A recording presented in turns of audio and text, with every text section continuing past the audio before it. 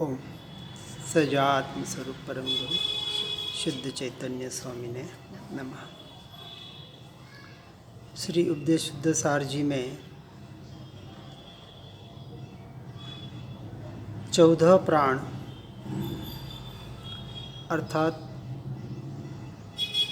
उद्गल से संबंधित 10 प्राण और आत्मा से संबंधित मुख्य 4 प्राणों को देखने का प्रयास किया।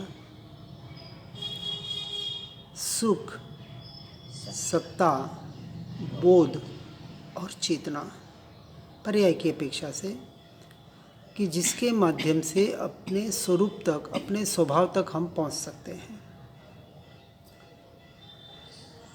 किसी का सहारा, किसी का आलंबन प्रारंभिक अवस्था में जरूरत पड़ती है। एक सहारा पर का होता है और एक सहारा कहें या साधन कहें स्व का होता है। एक पर आधारित और एक स्व आधारित। पर के लिए हमें दूसरे पर बाहर की तरफ दृष्टि करनी पड़ती है,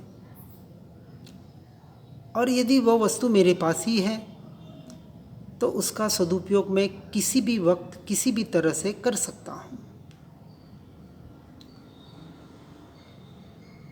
जो वस्तु मेरी ही है, मेरे घर में है, मेरे घर की है, मेरे हाथ की है, और ऐसा सर्वोत्कृष्ट पदार्थ, ऐसी सर्वोत्कृष्ट वस्तु, ऐसा सर्वोत्कृष्ट साधन, ये मेरा ज्ञान स्वभाव अनंत गुणों में रत्नत्रय कहा, और उस रत्नत्रय का भी रत्न, अमूल्य हीरा, ये ज्ञान स्वभाव, जो निगोद से लेके परमात्मा के अर्थात सिद्ध परमात्मा के भी निरंतर परिणमित हो रहा है, प्रकट है, प्रत्यक्ष जानन रूप। मात्र इतना ही है, अज्ञानी उस जानने रूप स्वभाव को, स्वरूप को यथार्थ रूप से उसकी पहचान उसे न होने की वजह से जो इंद्रियों के माध्यम से जानना हो रहा है उसे ही अपना जानपना मान रहा है, और इस वजह से आत्मा की बातें सुनकर पढ़कर भी, ज्ञाता दृष्टापने का भाव लाकर भी सिर्फ और सिर्फ बाहर और बाहर ही रह जाता है। अपने स्वभाव तक, वास्तविक स्वरूप तक, अपने ज्ञायक भाव तक नहीं पहुंच पाता। जितने भी दर्शन आत्मा की बातें कर रहे हैं, इसलिए आत्मा का ज्ञान, आत्मज्ञान और आत्मानुभूति सहित सम्यक दर्शन इतना सा एकमात्र विषय न रहकर परद्रव्य परभावों से हटना कितना हुआ, जीवन में अनासक्त भाव कितना आया, वैराग्य परद्रव्यों परभावों के प्रति कितना प्रकट हुआ, उदासीनता कितनी आई, देहाश्रित जो जीवन लग रहा था वो कितना छूटा, मन वचन काया के योगों में आसक्तपना कितना छूटा। इन सारी चीज़ों का अपने अपने भूमिका के अनुसार हमें उसका साथ में चिंतन करने का प्रयास करना है, क्योंकि जब स्व की जागृति हुई, स्व का स्वीकार हुआ, तो उसमें नियम से पर का अस्वीकार घटित होना ही चाहिए। सिर्फ एकांत नहीं कहा है, अनेकांतमय होते हुए भी उस अनेकांतपने के आधार पर अपने स्वरूप और स्वभाव का निर्णय करना, पूरा पुरुषार्थ इसी का नाम है। पुरुष अर्थात आत्मा, अर्थ यानी प्रयोजन, जिसमें एकमात्र स्वभावगत ज्ञायक की प्राधान्यता हो, और ऐसे प्रत्येक आत्मा में अनुपम अतीन्द्रिय अनंत सुख शक्ति रूप विद्यमान में रही हुई है, हर आत्मा में है। क्योंकि द्रव्य स्वभाव ही सुख रूप है, स्वाधीन है। सुख पाने के लिए, शांति पाने के लिए, आनंद पाने के लिए, ज्ञान पाने के लिए वास्तविक जीव को पर की ओर ताकना ही नहीं पड़ना चाहिए, क्योंकि पर में है ही नहीं, पर से मिल सकता नहीं। जो सुख को पराधीन के आधार पर मान रहा है, ऐसा पराधीन जीव कभी शाश्वत सुख की प्राप्ति नहीं कर पाएगा। जो ज्ञान का आधार पर को मान रहा है, चाहे शास्त्र का भी क्यों न हो, शास्त्र निमित्त है। देव गुरु शास्त्र को उपकारी इसलिए कहा कि उनके निमित्त से, उनके माध्यम से, उनके मार्गदर्शन से हमें इसकी प्राप्ति हो रही है। परंतु यह जो क्षोभ्यम ज्ञान जिस ज्ञान की ओर इशारा कर रहा है, वह अनंत ज्ञान तो हर जीव के भीतर पड़ा हुआ है, कहीं बाहर से नहीं लाना है। और हर जीव के भीतर से पड़ा है, उससे भी मुझे क्या, मेरे भीतर वो पड़ा हुआ है। ऐसा अनंत ज्ञान, अनंत दर्शन, अनंत सुख, अनंत वीर्य, ऐसे अनंत अनंत अनंत अनंत गुणों का मैं धनी, ये जब स्वयं की महिमा आई, परमात्मा ने उसे प्रत्यक्ष प्रकट कर लिया है और मुझे प्रकट करना है पर्याय में, तो प्रकट किसके आधार पर होगा? तो शुद्ध के लक्ष्य से शुद्धि की वृद्धि होगी, अशुद्धि के लक्ष्य से अशुद्धि की वृद्धि होगी। अनादि से जीव का पर में संयोग संबंध, एकत्व ममत्व करने का इतना वैभाविक परिणाम हो चुका है और उसे ही उसने अपना स्वभाव मान लिया है। जो कषाय हो रही है, उन कषायों को स्वभाव मान लिया है, वैभाविक परिणामों को अपना मान लिया है, उसमें मैं मेरापना कर रहा है, मुझे हो रहा है। यहाँ से हमें हटने का प्रयास करना है भेद ज्ञान भेद विज्ञान के द्वारा। इसलिए साधक दशा में सम्यक दर्शन और भेद विज्ञान होने पर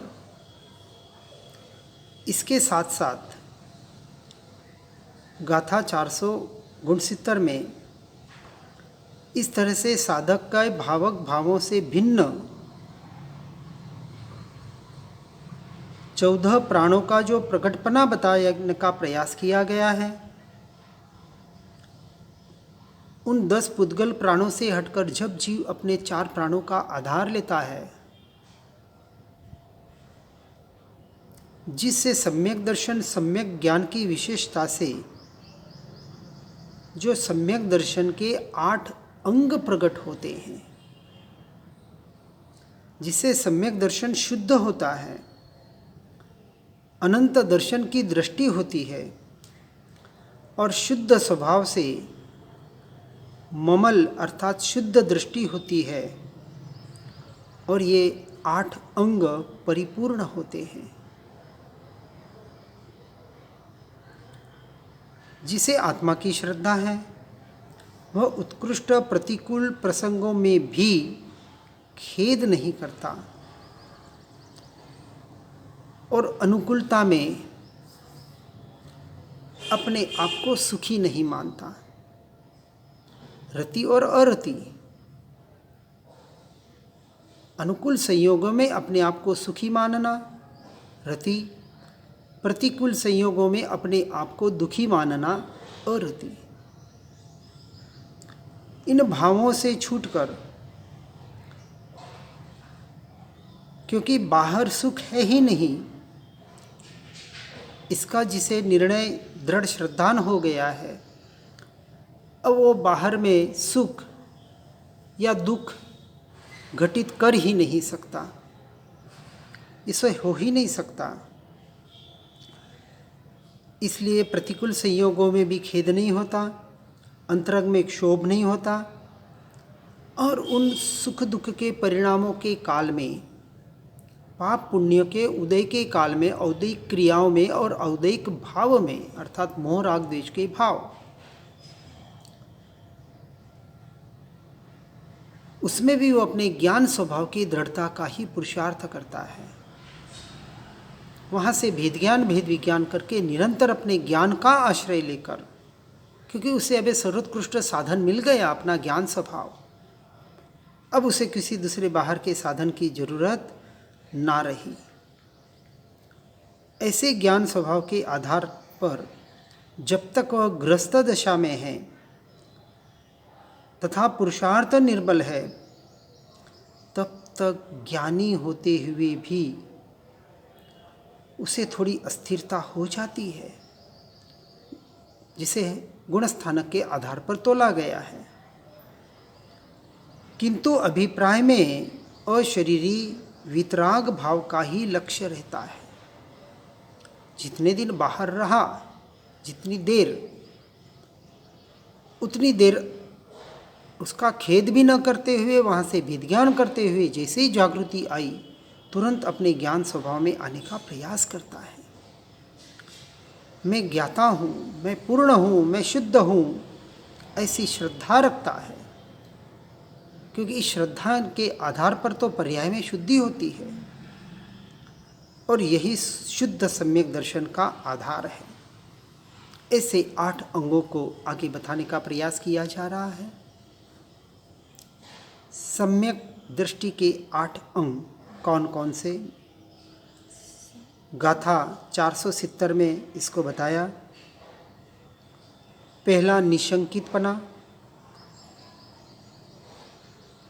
साधक पूर्णता के लक्ष्य से पुरुषार्थ करता है और वो पुण्यादि उपाधियां उसके आधार को देखकर उनमें अटकता नहीं है। तो निशंकिता पहला, दूसरा निकांक्षितता, तीसरा निर्विचिकित्सा, चौथी अमूढ़ दृष्टि, पांचवा उपगुहन, छठा स्थितिकरण, सातवां वात्सल्य, आठवां प्रभावना।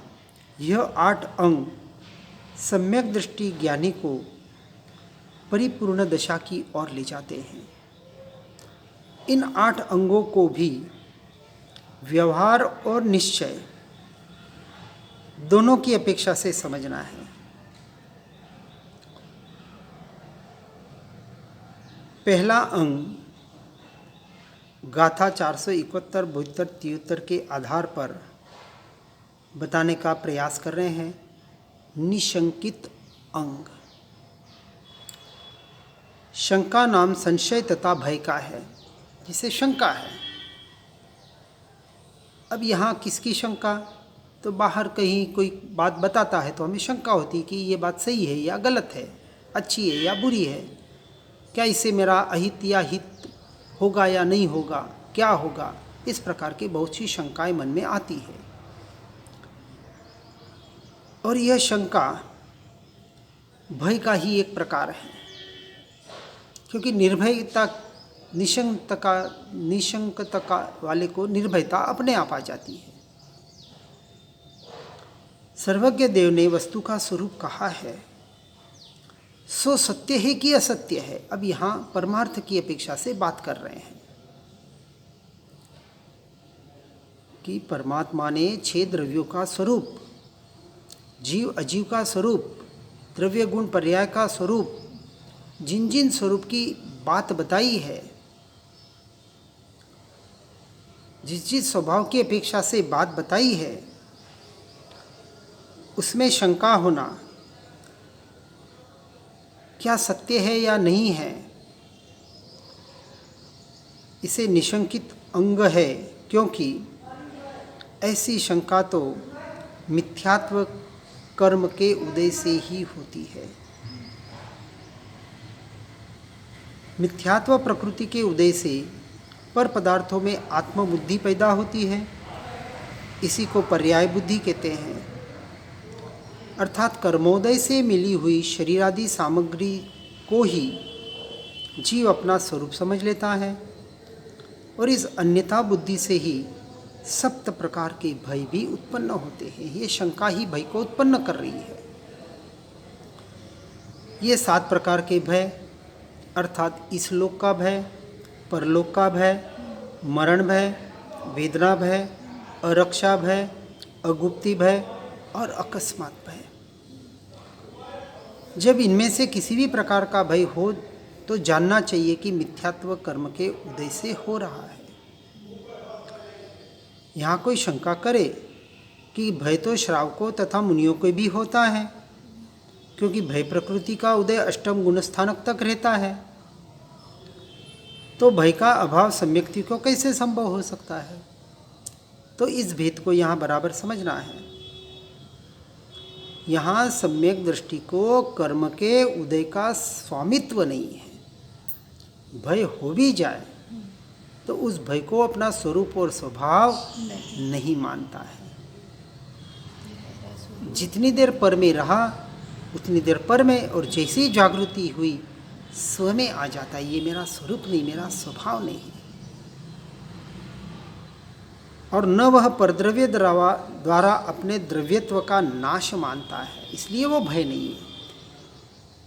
उसने अपने वस्तु स्वरूप को यथार्थ रूप से श्रद्धान में स्वीकार कर लिया है कि मैं अजर अमर अविनाशी तत्व हूँ, तो मेरा नाश करने की ताकत किसी में है ही नहीं, हो सकती नहीं।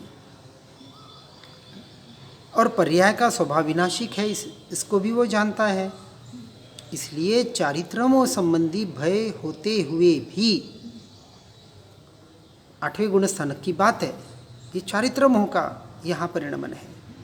और 4थे गुण स्थानक में दर्शन मोह संबंधी भय का तथा तत्वार्थ श्रद्धान में शंका का अभाव होने से वह जीव निशंकित और निर्भय है।